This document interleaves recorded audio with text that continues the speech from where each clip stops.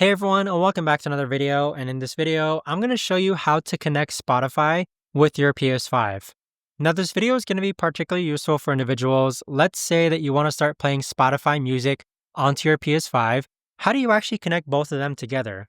Now, first things first, of course, you are going to need a Spotify account, so go ahead and sign up for one if you haven't already. Next, click on Settings on the upper right-hand corner. Next, click on Users and Accounts. Next, scroll down where it says Link Services. And then as you can see, you have a variety of different services that you can link. We're going to go ahead and click on Spotify.